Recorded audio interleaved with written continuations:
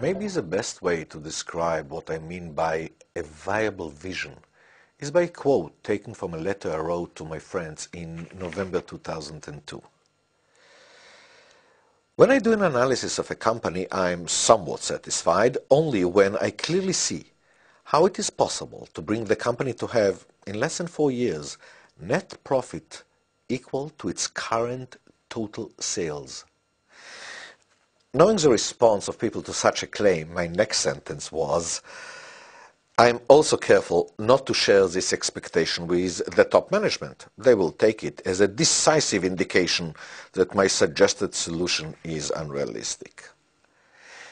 During 2003, I put to the test the reaction of top management to viable vision. But I was careful to expose the reasons for my conviction that this apparently incredible vision is viable. I started by sharing my diagnosis of what is currently blocking the performance of the company. Based on that, and using solid cause and effect logic, I deduced the tangible steps that are bound to remove that block. Then I detailed the steps that must be taken in order to capitalize on that breakthrough. The steps that will propel the company to have, in less than 4 years, annual net profit equal to its current annual sales. Done in this way, the first reaction of top management was, this is just common sense. Why aren't we doing it? Why haven't they done it? How come the prevailing notion is that unless a company has unique product or unless the company is very small, it is unrealistic to expect a company to increase its net profit by so much? How come, even though it is possible to construct a viable vision for more than half the companies, the prevailing notion is that it is impossible?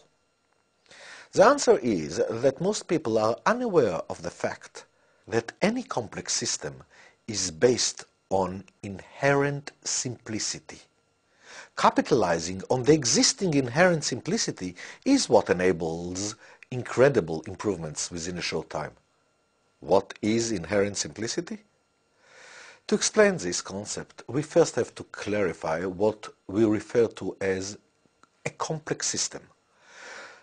The more data one has to provide in order to fully describe the system, the more complex the system is. If one can fully describe a system in 4 sentences, this is a simple system. But if one needs 1,000 pages to describe it, the system is complex.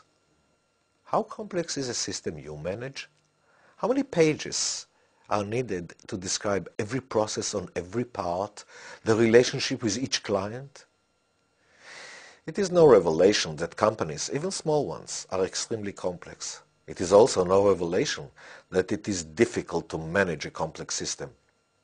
So, how do we go about managing a complex system? We dissect it into subsystems. Each subsystem is by definition less complex than the whole. If you have any hesitation accepting that this is precisely what we do, just look at your organizational chart. Dissecting a system into subsystems has its price. It leads to missynchronization. It leads to harmful local optima, and in some cases even to the devastating silo mentality.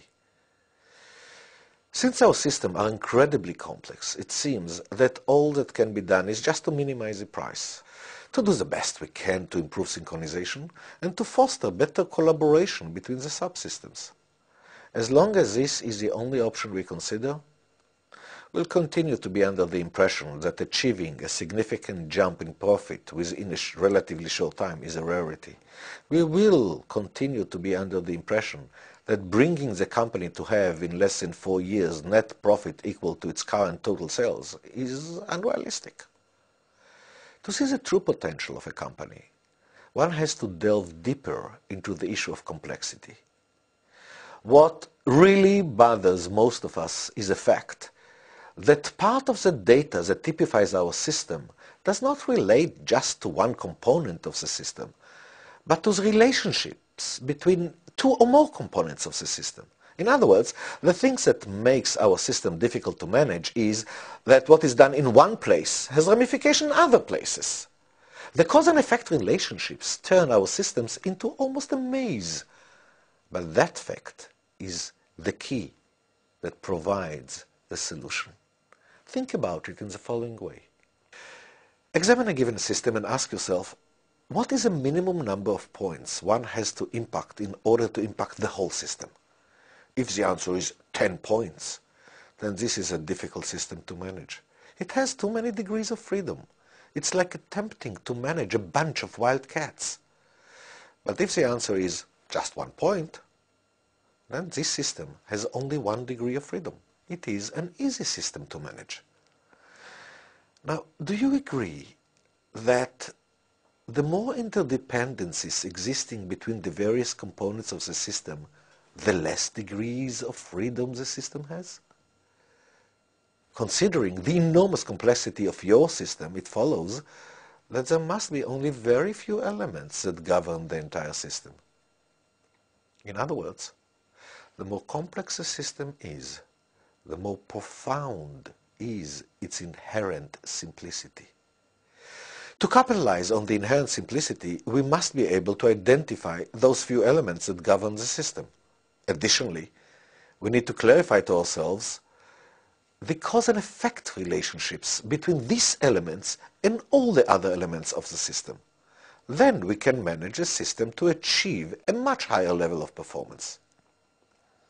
These few elements, the one dictating the level of performance of the system, are the constraints of the system.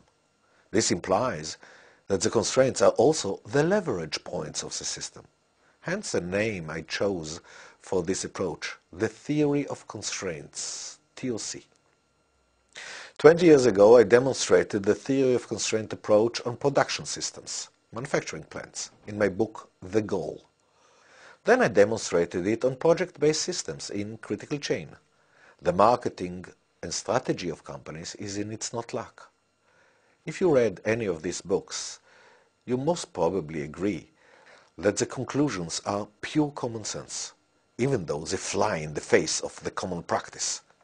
Moreover, if you are one of the many managers who actually put it into practice, you have first-hand experience with the impressive improvements and the surprisingly short time in which you achieved them.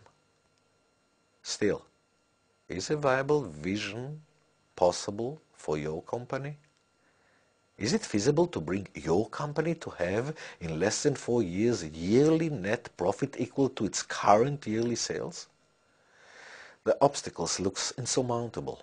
For example, it is obvious that such a quantum jump in profitability is impossible without a huge increase in sales. A huge increase in sales can be achieved only if the company will have a new offer, an offer that is unrefusable by its markets. Does such a remarkable offer exist? Can the company deliver on such an offer? What investment will be needed? And even if it all can be done, is your management team capable of implementing and sustaining such a change? In these few minutes, I am unable to answer these questions and many more. But if you join me for one day, I think that you will get enough convincing answers to follow my business proposal.